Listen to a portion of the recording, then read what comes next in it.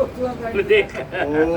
नमो भगवते परमहंसास्वादिरचरणकमलजन्मकरन्दाय भक्तजनमानसनिवासाय श्रीरामचन्द्राय श्रीहनुमते नमः। श्रीगुरुचरणकमलेभ्यो नमः। श्रीसीतानाथसमारम्भां श्रीरामानन्दार्यमध्यमाम् अस्मदाचार्यपर्यन्तां वन्दे गुरुपरम्पराम्। वागीसाद्या सुमनसः सर्वार्थानाम् उपक्रमे यमनत्वा कृतकृत्याः स्युः तं नमामि गजाननम्। या कुन्देन्दुतुषारहारधवला या शुभ्रवस्त्रावृता या वीणावरदण्डमण्डितकरा या श्वेतपद्मासना या ब्रह्माच्युतशङ्करप्रभृतिभिर्देवैः सदा वन्दिता सा मां पातु सरस्वती भगवती निःशेषजाड्यापः। नीलाम्बुजश्यामलकोमलाङ्गं सीतासमारोपितवामभागं पाणौ महासायकचारुचापं नमामि रामं रघुवंशनाथम्।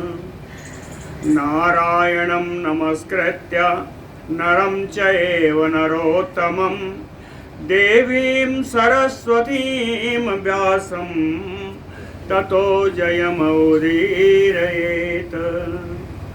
सशङ्खचक्रं सकिरीटकुण्डलं सपीतवस्त्रं सरसीरुवेक्षणं सहारवक्षस्थलकौस्तुभश्रियं नमामि विष्णुं शिरसा चतुर्भुजं।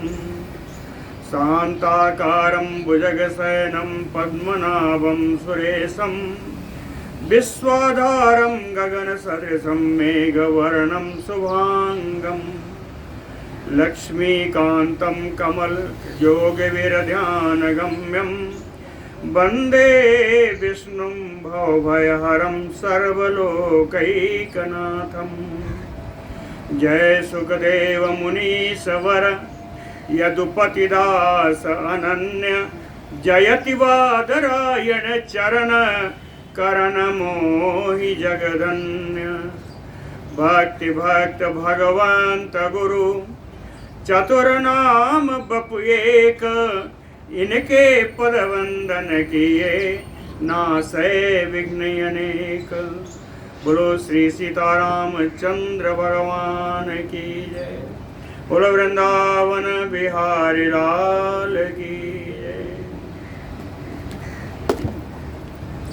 प्रलंबासुर के उद्धार की कथा चल रही थी,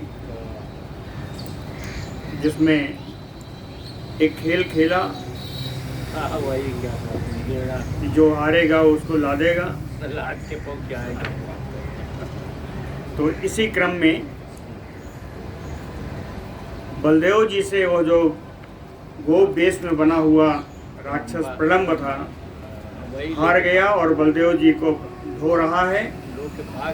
हाँ, जो जब उठाया संकर्षणं तु स्कंधेन शीघ्रम औक्षिप्य दानवः नभस्थलं जगामासु सचन्द्रयुवारिदः। दानवः स्कंधेन शीघ्रम उक्षिप्य संकर्षणम। ओ दानव प्रलंबासुर ने शीघ्र ही बलदेव जी को अपने कंधे पर बैठा करके नभस्थलम जगाम, आकाश की ओर चला गया। कैसे गया? सचंद्र युवारिदः, जैसे बादल के साथ चंद्रमा भागते हैं वैसे ही भागने लगा। असहन रोहिणेयस्य सभारं दानवोत्तमः बभ्रधे स महाकायः प्रावृषीव बलाहकः। सा दानवोत्तमः, वो श्रेष्ठ दानव प्रलंबासुर, रोहिणेयस्य भारम असहन, रोहिणी नंदन श्री बलराम जी के भार को न सहता हुआ, सहन न कर पाने के कारण बब्रिधे सा महाकाय, थोड़ा और पीछे हो जाइए आराम से बैठिए, बब्रिधे सा महाकाय, उसने अपने शरीर को बढ़ाया। और जरा पीछे आ जाइए, चलिए आप लोग पीछे आ जाएंगे, कर लीजिए।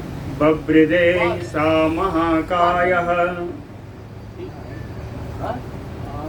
सबको बैठाने का अरे भाई, अरे भाई, आप यहीं बैठे हैं, हम थोड़ा सा पहले अरे बैठा बब्रिधे सा महाकाय,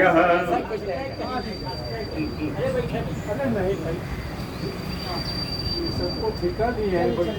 अरे भैया ठीक है, अरे बताओ, मानवता यही है, ठीक है। बब्रिधे सा महाकाय, उस प्रलंबासुर ने अपने शरीर का भार बढ़ाया, अपने शरीर का आकार बढ़ाया। जब बलदेव जी के शरीर का भार सहन नहीं कर पाया तो उसने अपने शरीर का आकार बढ़ाया। बब्रिधे सा महाकाय, किस प्रकार बढ़ाया?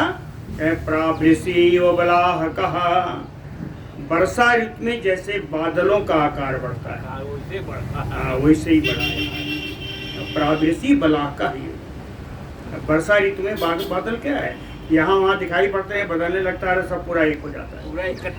प्रावृषि व बलाहकः, इस तरह उसने अपने शरीर का आकार बढ़ाया। संकर्षण तो तम दृष्ट्वा दग्ध शैलोपमाकृतिम, स्रगदाम लंबाभरणम मुकुटाटोपमस्तकम, रौद्रम सकट चक्राक्षम पादन्याश्चलच्छितिम, अभीत मनसा तेन रक्षसा रोहिणी सुतः ह्रियमाणः, ततः कृष्णनम इदम वचनम अब्रवीत। प्रलंबासुर का बड़ा विशेषण है इसमें, 5 लाइन का, 2 श्लोक है, 5 लाइनें हैं। बड़ा इसमें प्रलंबासुर का विशेषण है। संकर्षण, भगवान बलदेव जी, तम दृष्ट्वा, उसको देख करके, किसको देखा? दग्ध शैलोपमाकृति, जले हुए पर्वत के समान आकृति वाला। जले हुए पर्वत का मतलब अत्यंत काला। दग्ध शैलोपमाकृतिम, स्रगदाम लंबावरणम, है ना, फूलों की माला पहने हुए है और लंबे लंबे आभरण, आभूषण भी डाले हुए।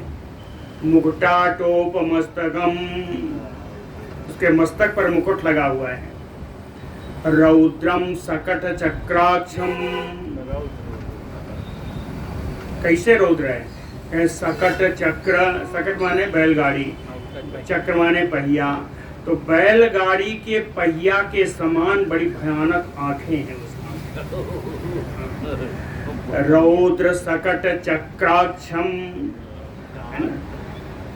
पादन्यास चलच्छितिम, जब वो पैर से चलता है तो पृथ्वी डगमगाने लगती है।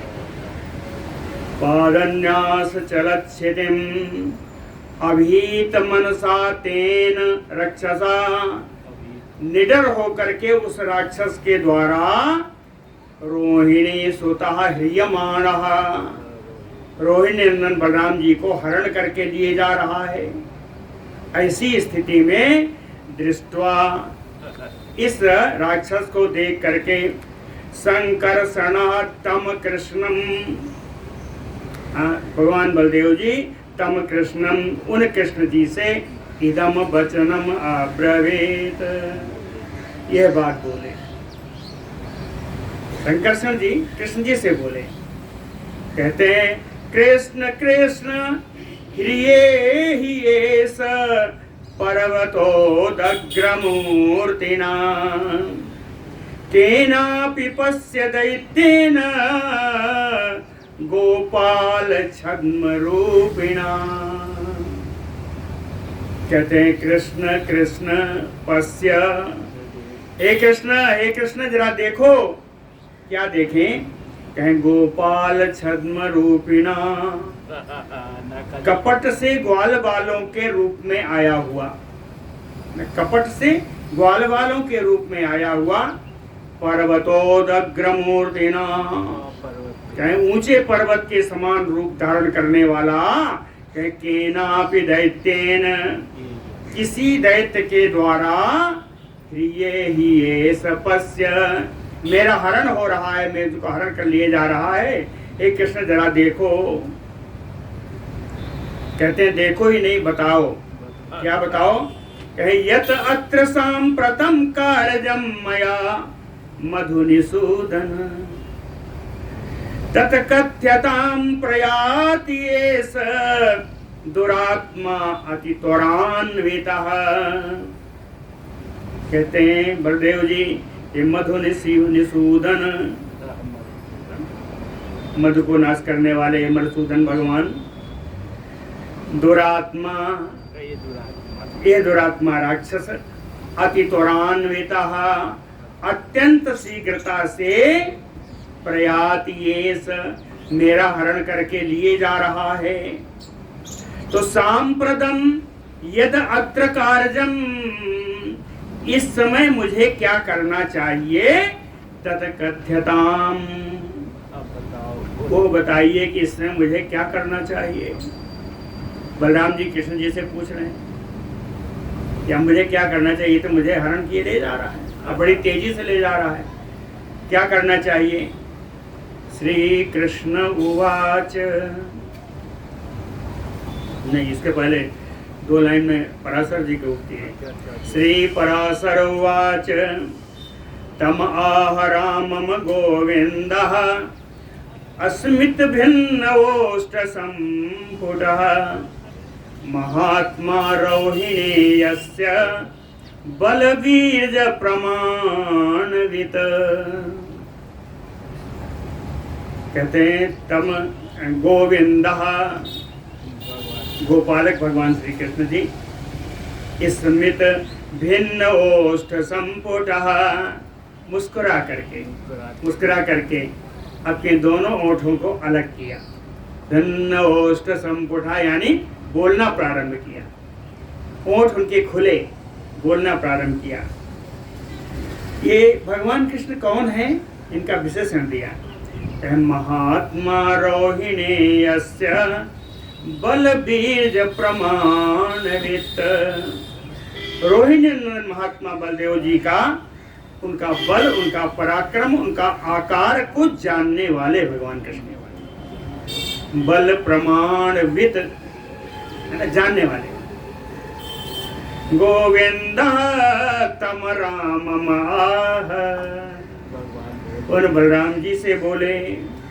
श्री कृष्ण वाच, कहते हैं बड़ा सुंदर श्लोक, किम अयम मानसो भावो व्यक्तम एव अवलंब्यते सर्वात्मन सर्वगुह्यानाम गुह्य गुह्यात्मना त्वया।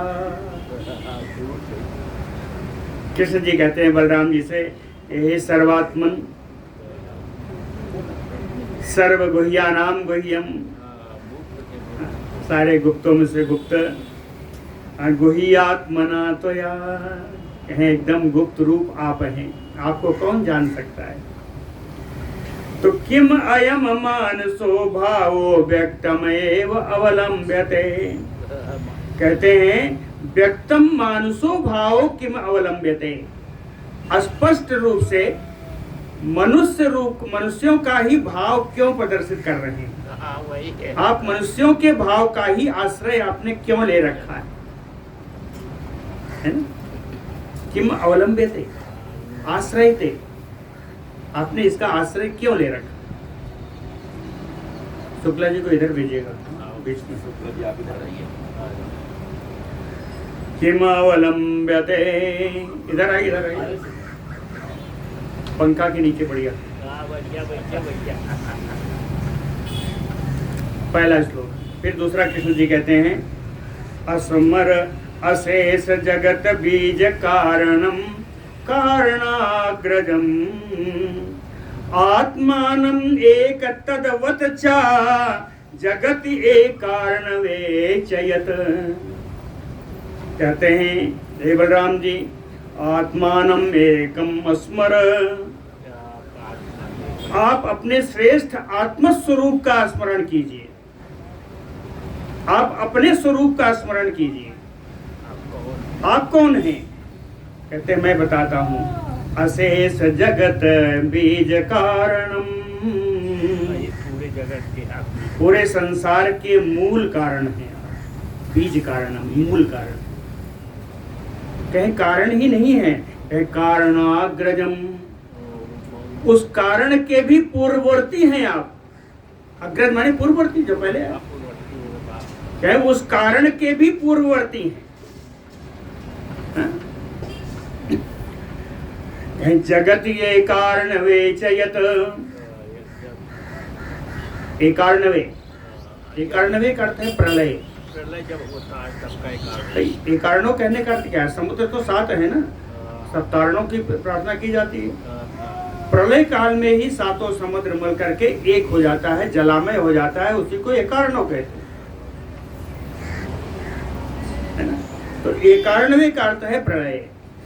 तो कहें एक कारणवे चयत जगते, कहें संसार के प्रलय में जिस प्रकार का रूप रहता है आपका, तदवच्चा, वही रूप आपका प्रलय के बाद भी मिलता है। यानी प्रलय में भी आपका नाश नहीं होता। समझ में आया ना? तदवच्चा जगति ये कारणवे चयत, किम न वेत्सि यथा, किम न वेत्सि यथा अहम च त्वं च एकम कारणम भुवः भारावतारणार्थाय मर्त्यलोकम उपागतौ। कहते हैं किम न वेत्सि, अरे भैया, बलदाऊ भैया, क्या आपको ये नहीं मालूम? अहम च त्वम, मैं और आप, अहम च त्वम एकम भुवः कारणम, हम और आप, हम दोनों ही पृथ्वी के मूल कारण हैं। और हम लोग मृत्युलोक में क्यों आए हैं ये भी भूल गए आप?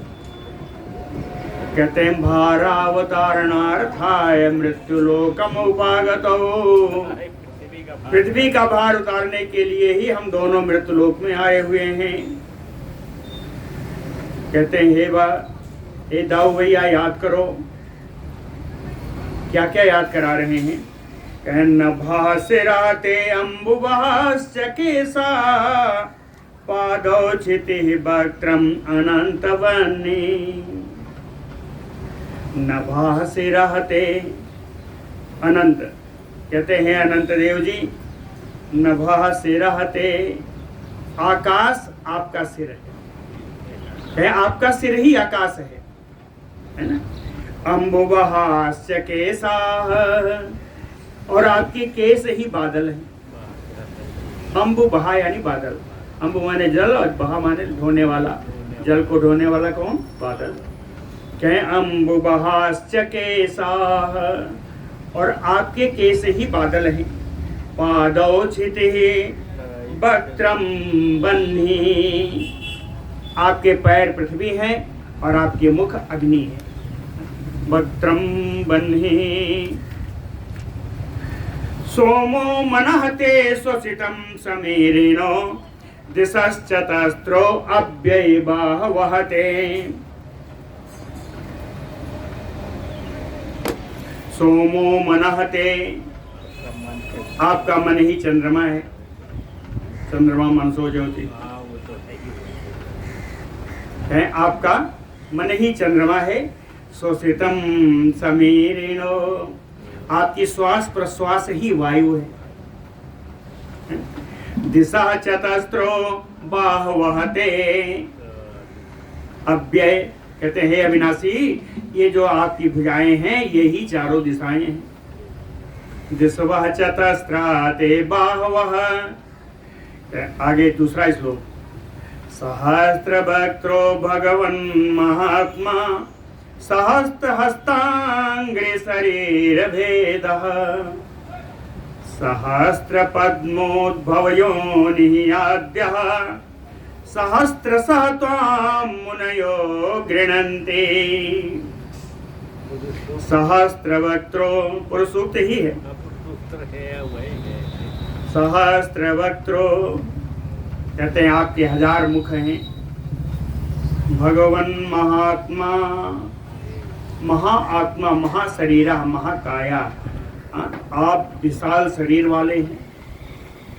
सहस्त्र हस्त अंग्रि शरीर भेदः, हजारों हाथ हैं, हजारों पैर हैं और शरीर के अनेकानेक हजारों भेद हैं।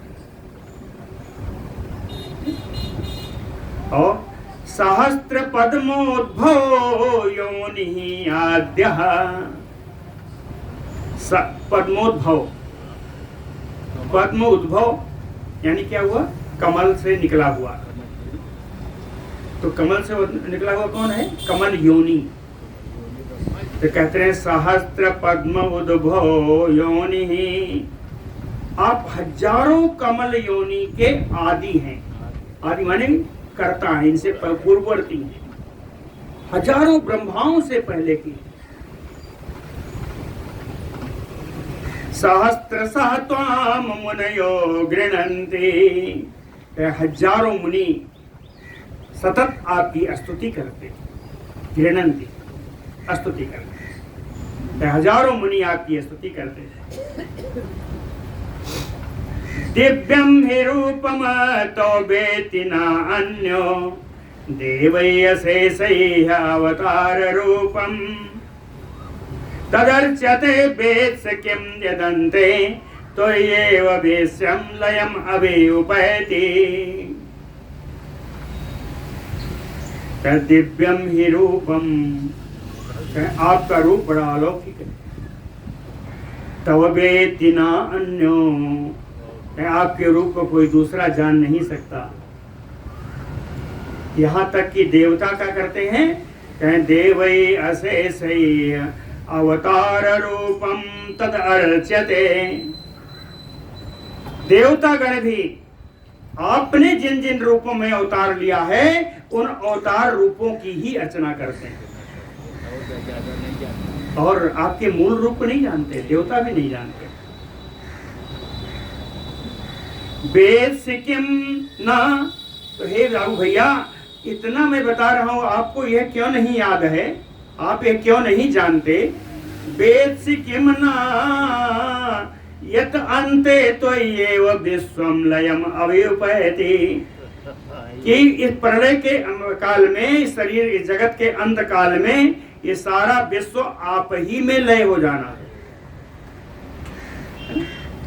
वेद सिक्किम ना यद अन्ते त्वय्येव विश्वं लयम् अभियुपैति। अंत में, प्रलय में सारा विश्व आप में ही लय हो जाना है। इस बात को क्या आप भूल गए? और बहुत बढ़िया एक चीज बताई, कहे त्वया धृतायं धरणे बिभरते चराचरं विश्वम् अनन्तमूर्ते कृतादिभेदैः अजकाल रूपो निमेष पूर्वो जगदे तत अत्सि। त्वया धृतायं धरणी, कहते आपने शेष रूप से इस पूरी पृथ्वी को धारण कर रखा है। त्वया धृतायं धरणी, आपने पृथ्वी को धारण कर रखा है। कौन सी पृथ्वी है? चराचरम विश्वम बिभरते, जो चर अचर पूरे विश्व को धारण करने वाली पृथ्वी को आपने धारण कर रखा है। सुन रहे? चराचरम विश्वम बिभरते नाम दिया है अनंत मूर्ते। कहा हे अनंत मूर्ते बलदाऊ भैया, आपने जिस धरती को धारण कर रखा है शेष रूप से, चराचर विश्व उस धरती पर विराजमान है।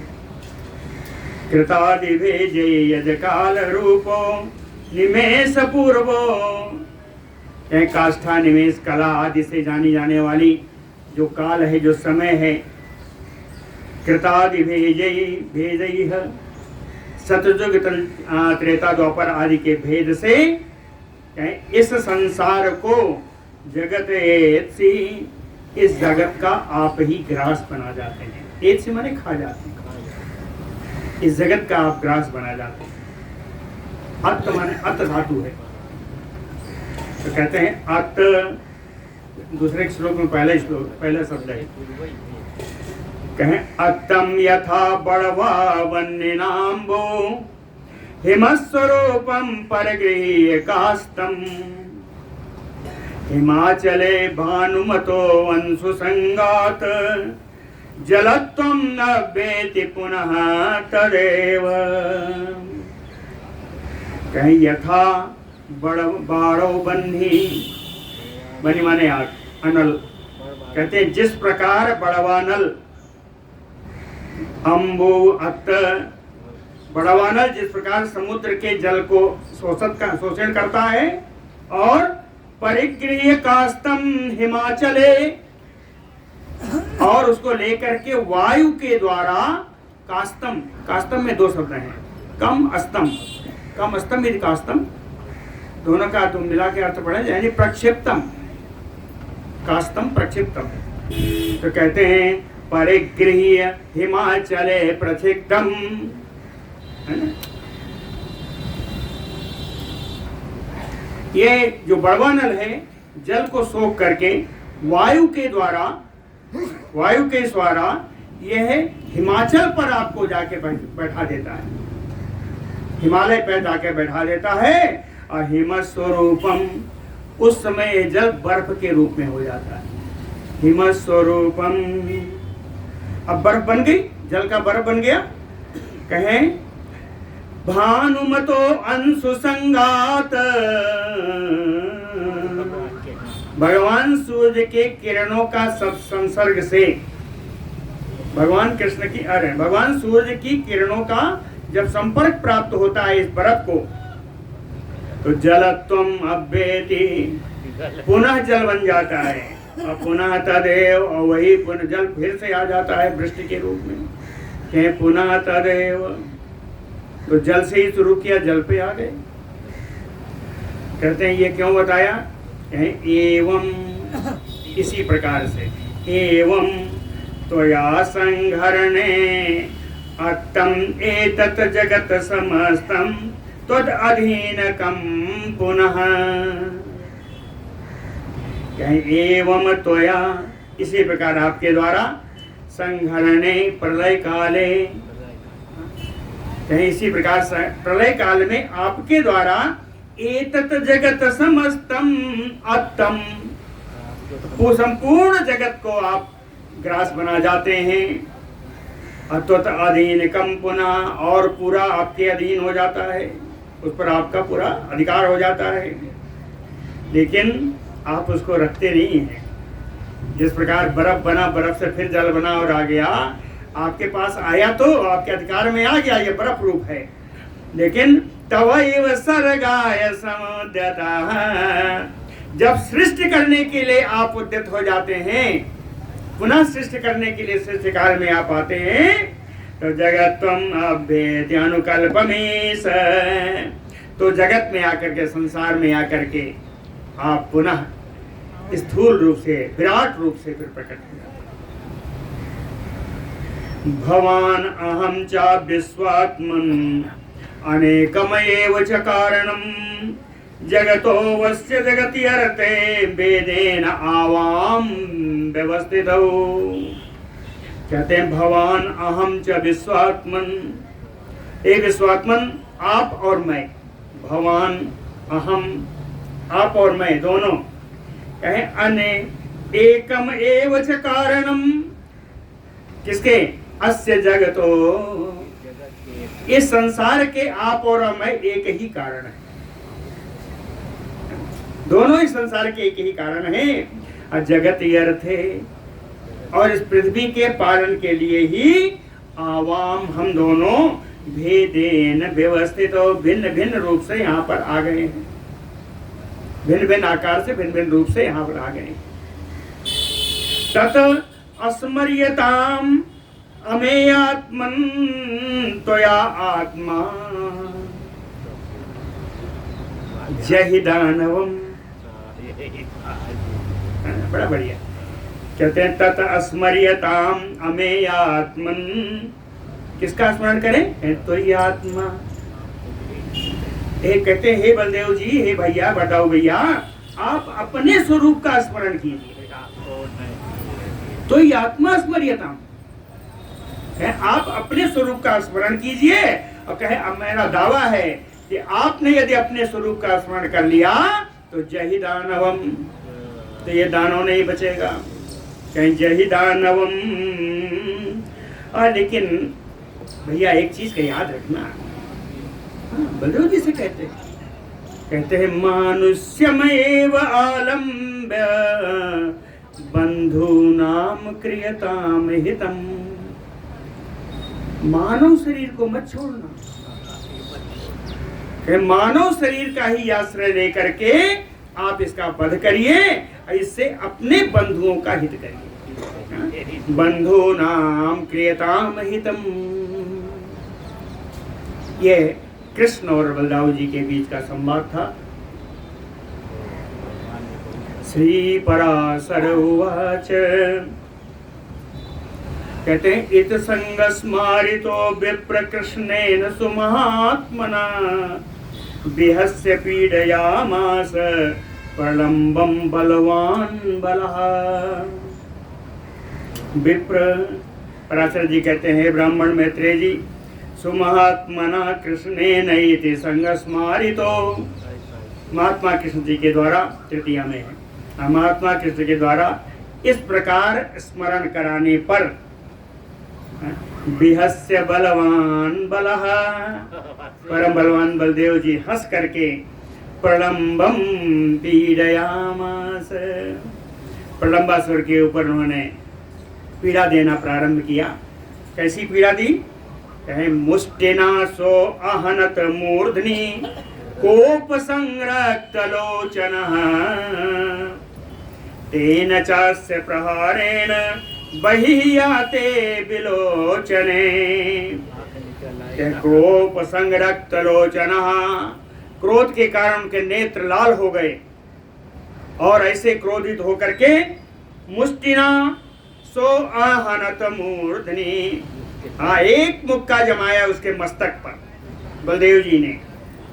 तेन च अस्य प्रहारेण, तेन बलेन यानी बलराम जी के द्वारा, बलराम जी के द्वारा इस प्रहार से विलोचने बहिर्याते, नेत्र उसके निकल करके बाहर आ गए।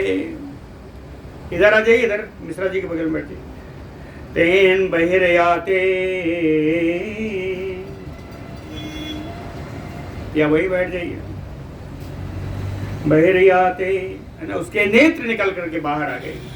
इतने नहीं हुआ, सा निष्कासित मस्तिष्को मुखात शोणितम उद्गमन निपपात मही पृष्ठे दैत्य वर्जो ममार चा।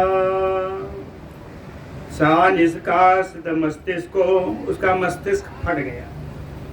मुखात शोणितम उद्गमन, और मुख से रक्त वमन हो रहा है, रक्त बह रहा है। निपपात मही पृष्ठे दैत्य वर्जो, वो श्रेष्ठ दैत्य प्रलंबासुर पृथ्वी पर ही गिर पड़ा और ममार चा, और मर गया। बोलो गोविंदाय नमः। प्रलंबम निहितम दृष्ट्वा बलेन अद्भुत कर्मणा प्रहिष्टा तुष्टो गोपा साधु साधु इति चा अब्रुवन्। अद्भुत कर्मणा बलेन, अद्भुत कर्म करने वाले श्री बलराम जी के द्वारा प्रलंबम निहितम दृष्ट्वा, उस प्रलंबासुर को मरा हुआ देख करके गोपा साधु साधु इति चा अब्रवन् अप्रहिष्टा तुष्टुः। सारे गोपगण कहते हैं प्रसन्न होकर के बड़ा सुंदर ऐसा कहने लगे और सब उनकी स्तुति करने लगे। प्रहिष्टा तुष्टुः गोपा, सब स्तुति करने लगे। तो अभी देखिए स्थिति क्या है। संस्तूयमानो गोपैः रामो दैत्ये निपातिते। दैत्य को मार करके बलराम जी गोपैः संस्तूयमानो, गोपालों के द्वारा उनकी संस्तुति की जाती हुई सह कृष्णेन पलम्बे हते, प्रलंबासुर को मार करके कृष्ण भगवान के साथ पुनः गोकुलम आययो, फिर से गोकुल में आ गए। प्रलंबासुर की कथा यहाँ पूर्ण होती है। बोलो भक्त वत्सल भगवान की जय। अब थोड़ा आगे चलते हैं। श्री पराशर उवाच तयोः विहरतोः एवं राम केशवयोः ब्रजे प्राविड व्यतीता विकसत सरोजा चा अभवत् सरत। एवं राम केशवयोः तयोः विहरतो ब्रजे। इस प्रकार बलराम जी और श्री लक्ष्मण जी के, श्री कृष्ण जी के ब्रज में विहार करते करते एवं तयोः विहरतो, तयोः है राम केशवयोः, राम यानी बलराम जी, बलराम और कृष्ण जी के इस प्रकार ब्रज में विहार करते करते प्रावृत व्यतीता, वर्षा ऋतु बीत गई। प्रावृत व्यतीता, वर्षा ऋतु बीत गई। क्या विकसत सरोजा, कमल सब खिल उठे। अभवत शरद, शरद ऋतु आ गई है। अभवत और शरद ऋतु आ गई। अरे वाह, आज श्री पांडे जी बड़े दिन के बाद पधारे हैं। देखिए इतना सारा प्रसाद वगैरह ले। 3 महीना से गायब रहा भैया, 6 महीना पूरा ऑपरेशन करवाने गए थे।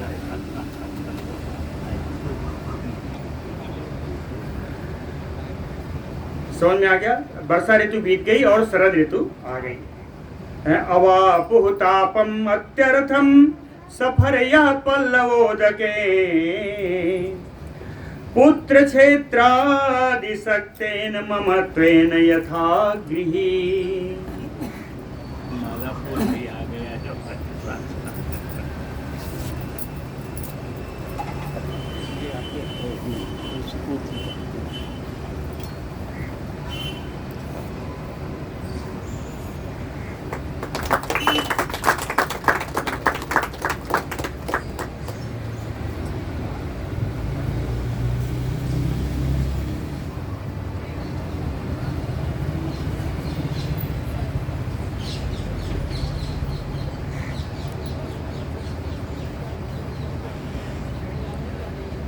अवापुः तापं मत्यर्थं सफरयः पल्लवोदके पुत्र क्षेत्रादिशक्तेन ममत्वेन यथा गृही। कहते यथा गृही, जिस प्रकार एक गृहस्थ व्यक्ति पुत्र क्षेत्रादीन शक्तेन ममत्वेन, है ना, पुत्र और अपने क्षेत्र खेत आदि में जिस प्रकार उसका आसक्त होता है, जिस प्रकार एक गृही गृहस्थ व्यक्ति का ममत्व होता है। कहते हैं इनमें पुत्र आदि में आसक्ति या ममत्व से क्या प्राप्त होगा? अत्यर्थम तापम, दुख ही प्राप्त होता है ये पक्का है। जिस प्रकार एक गृहस्थ व्यक्ति को पुत्र और खेत आदि में आसक्ति या ममत्व के कारण जिस प्रकार ताप प्राप्त होता है, जिसका उसको कष्ट प्राप्त होता है, उसी प्रकार शरद ऋतु आने पर पल्लवोदके सफरया अत्यर्थम तापम अवापुः। सफरया यानी मछली, पल्लवोदके, छोटे छोटे जलाशयों, छोटे छोटे जलाशयों में पड़ी हुई मछलियां शरद ऋतु के आने पर ताप का अनुभव करती हैं। पानी सूखने लगता है, पानी गर्म हो जाता है, कहे मछलियां तालाब में उसी प्रकार ताप का अनुभव करती हैं जिस प्रकार एक गृहस्थ व्यक्ति अपने पुत्र और ऐश्वर्य में आसक्त के कारण दुख प्राप्त करता है।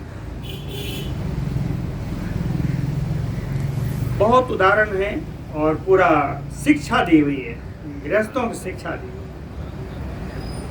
एक और बढ़िया श्लोक है, मयूरा मौनमातस्थु, मयूरा मौनमातस्तु परित्यक्त मदात् बने, असारताम परिज्ञाय संसारस्य योगिनः। कहते हैं योगिनः जैसे योगीगण संसारस्य असारताम परिज्ञाय, इस संसार की असारता को, संसार के झूठ को जान करके, ये संसार मिथ्या है ऐसा जान, और आगे आ जाएगी, ये संसार मिथ्या है इसको जान करके संसारस्य असारताम परिज्ञाय, कहे परित्यक्तः, इस संसार का त्याग कर देता है। जैसे योगी इस संसार की असारता को जान करके इस संसार को परित्याग करने का प्रयत्न करता है, उसी प्रकार शरद ऋतु आने पर मयूराः, ये मोर कहे परित्यक्त मद रहित हो करके, उसी प्रकार मोर मद रहित हो करके बने मौनम आतस्थु, वन में मौन होकर रहने लगते हैं। वर्षा ऋतु में जितना नाचते हैं मोर बोलते हैं, उतना शरद ऋतु में सब चुप रहते हैं, शांत रहते हैं।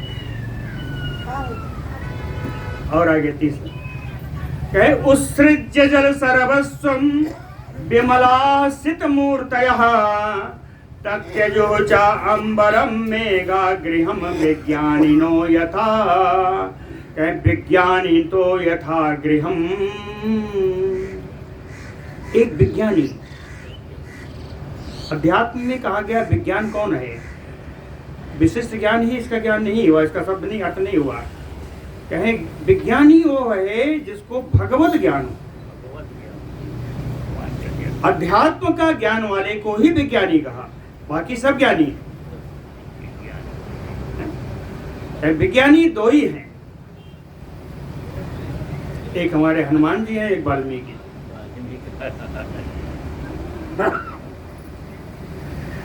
तो कहते हैं विज्ञानिनो यथा गृहम तत्यजुः, अध्यात्म का ज्ञान रखने वाला, भगवान के स्वरूप को जानने वाला बुद्धिमान व्यक्ति जिस प्रकार संसार का त्याग करता है या गृहम अपने घर का त्याग करता है, उसी प्रकार मेघाः, शरद ऋतु आने पर बादल, कहे सर्वस्वम जल, वो मेघ जिसका सर्वस्व जल ही है, कहे जल सर्वस्वम उत्सृज्य, वो मेघ अपने सर्वस्व, अपने प्राण स्वरूप जल का त्याग करके कहे विमलासित मूर्तयः, एकदम स्वच्छ हो जाता है और सफेद रंग हो जाता है। सित माने सफेद, कहे सफेद रंग का बादल हो जाता है उसमें, शरद काल में सफेद रूप ले लेता है, और कुछ दिन के बाद कहें वो सफेद रंग का बादल भी अंबरम तत्यजुः, आकाश का ही परित्याग कर दे।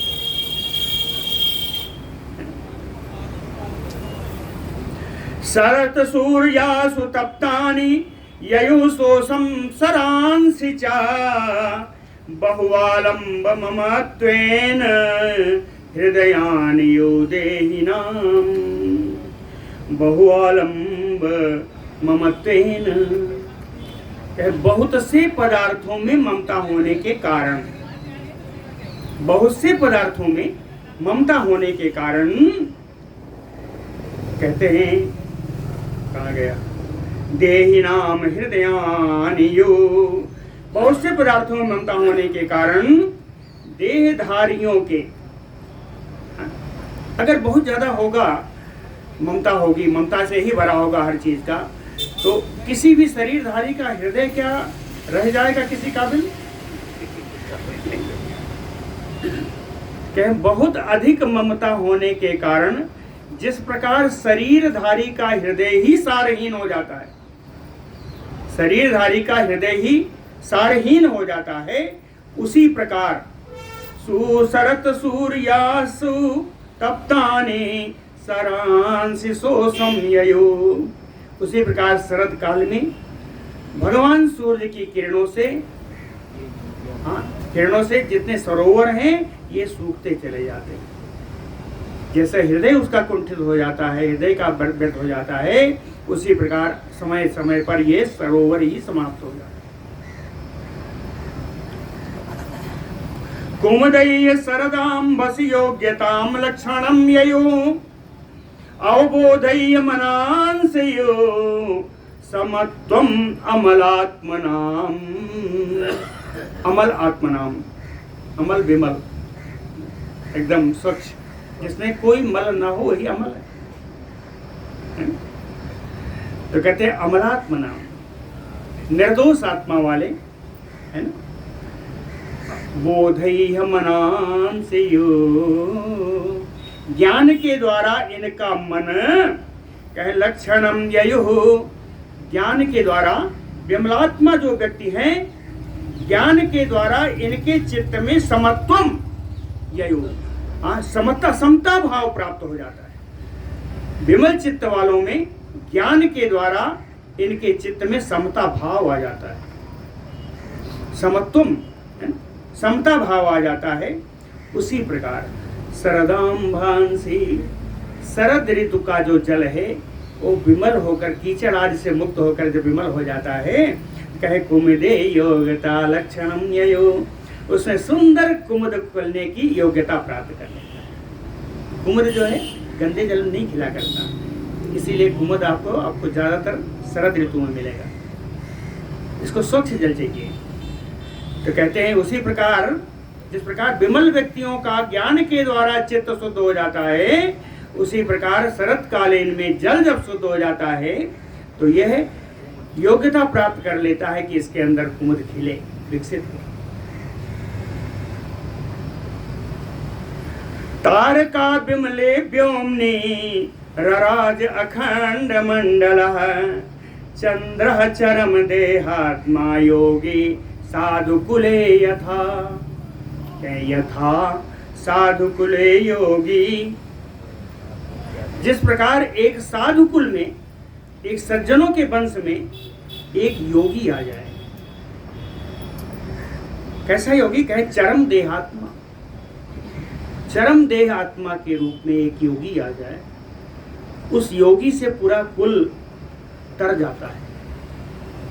अगर एक चरम देहात्मा योगी हो जाए किसी कुल में, तो उसको कुल तर जाता है, उस कुल को शांति प्राप्त हो जाती है, और वो योगी उस कुल का चंद्रमा बन जाता है।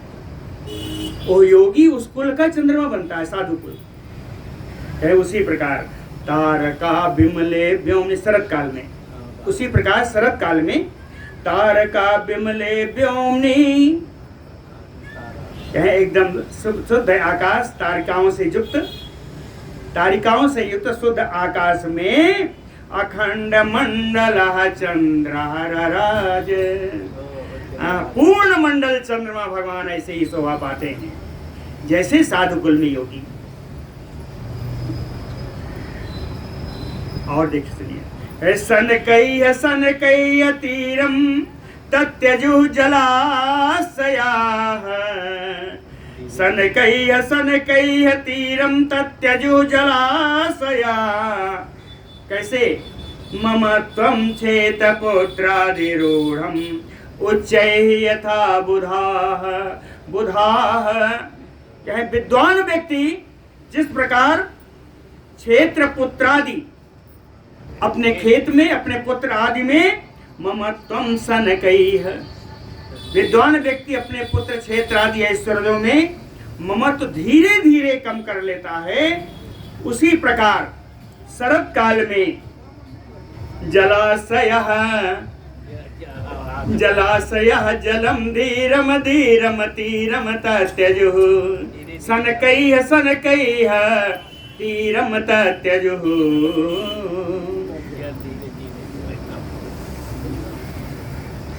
कहते हैं जिस प्रकार विद्वान व्यक्ति अपने क्षेत्र पुत्र आदि में धीरे धीरे ममता को कम कर लेता है, उसी प्रकार शरद कालीन में जलाशयों का जल जो है अपने किनारे को धीरे धीरे छोड़ता जाता है। आज यहाँ रहा, कल हुआ चला गया, तो धीरे धीरे जल कम होता जाता है। पूर्वं त्यक्तैः सरो अम्भोभिहंसा योगं पुनः ययुः क्लेशैः कुयोगिनो अशेषैः अंतराय हतायुः अंतराय हतायुः।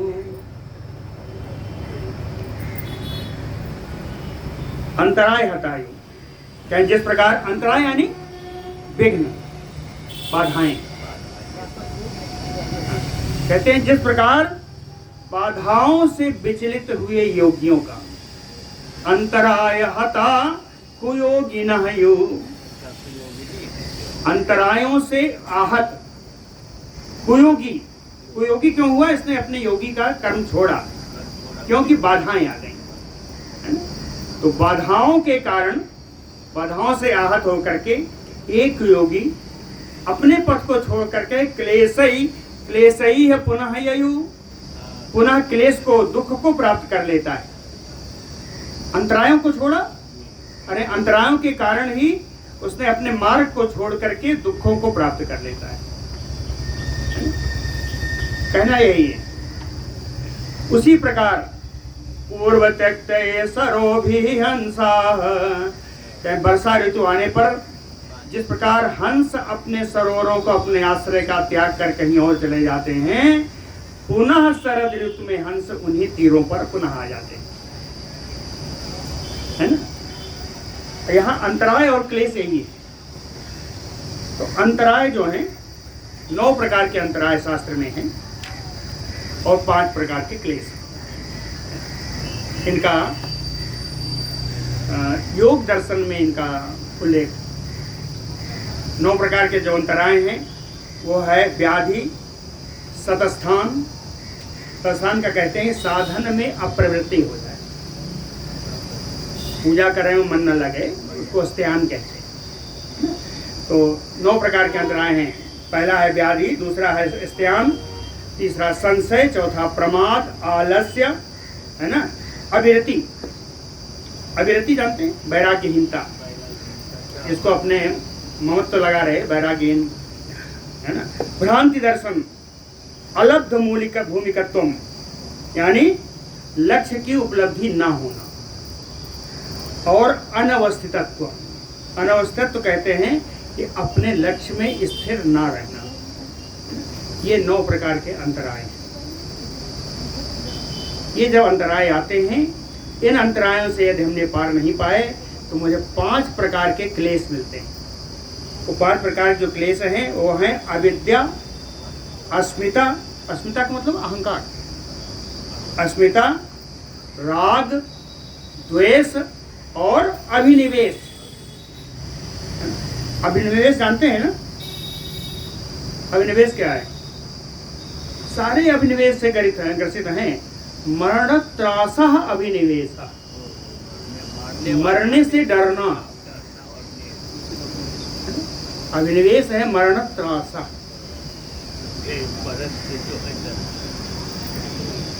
तो ये 5 प्रकार के जो क्लेश हैं, कहते हैं इन क्लेशों को प्राप्त करता है यदि 9 प्रकार के अंतरायों से अपने मार्ग से अस्खलित होता है। निभृतो अभवत् अत्यर्थम समुद्रः स्मितोदका क्रमावाप्त महायोगो निश्चलात्मा यथा यतिः क्रम अवाप्त महायोगो, कहे क्रम से प्राप्त हुआ महायोग। महायोग इकट्ठा नहीं प्राप्त होता, धीरे धीरे। महायोग संप्रज्ञात समाधि, ये महायोग। तो कहे क्रम से प्राप्त हुआ महायोग वाला यति सन्यासी, क्रम से प्राप्त करने वाला महायोगी, प्राप्त करने वाला सन्यासी, कहे निश्चलात्मा, वो निश्चल आत्मा हो जाता है।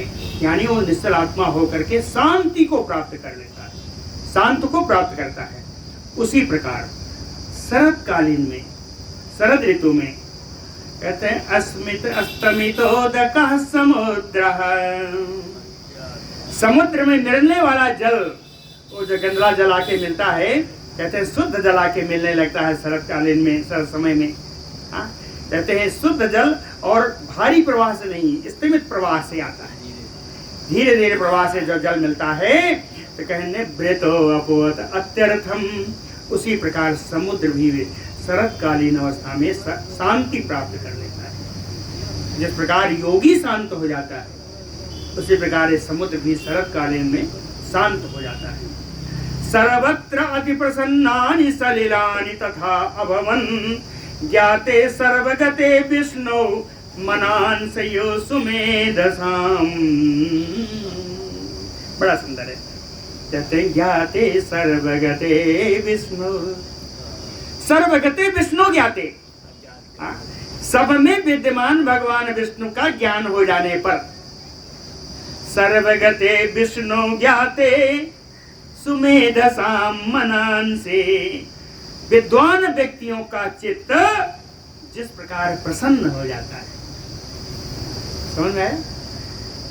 सर्वव्यापी भगवान विष्णु का सर्वत्र ज्ञान हो जाने पर जिस प्रकार विद्वान व्यक्ति का मन शुद्ध हो जाता है, प्रसन्न हो जाता है, विमल हो जाता है, उसी प्रकार शरद कालीन में, शरद काल में सर्वत्र अति प्रसन्नानि सलिलानि अभवन्, सारे जलाशयों का जल प्रसन्न हो जाता है, हाँ, बढ़िया सुंदर विमल हो जाता है। बभूव निर्मलम व्योम, बभूव निर्मलम व्योम शरदा ध्वस्ततो यदम, योगाग्नि दग्ध क्लेशौघम योगिनाम यो मानसम। योगाग्नि दग्ध क्लेशौघम, योगाग्नि के द्वारा जिस प्रकार क्ले, औघ माने समूह, सारे क्लेश जिस प्रकार जल जाते हैं, स्वाहा हो जाते हैं योगाग्नि के द्वारा। योगाग्नि दग्ध क्लेशौघम, जब सारे दोष जल गए तो योगी नाम यो मानसम, तो निर्दोष योगी का मन, भगवान में लगा हुआ योगी का मन शुद्ध हो जाता है। उसी प्रकार ध्वस्त तो यदम शरदा, उसी प्रकार शरद काल में सारे बादल नष्ट हो जाने के कारण व्योम निर्मलम बभूव, आकाश निर्मल हो जाता है, आकाश निर्मल हो जाता है। समय क्या चल रहा है? पूर्ण हो गया। अभी शरदकालीन में, अभी इसके बाद भी 6 श्लोक और हैं, तो करेंगे तो बहुत हो जाएगा, यही रोक देते हैं। शरद वर्णन कल फिर करेंगे यहाँ से। बोलो भक्त वत्सल भगवान।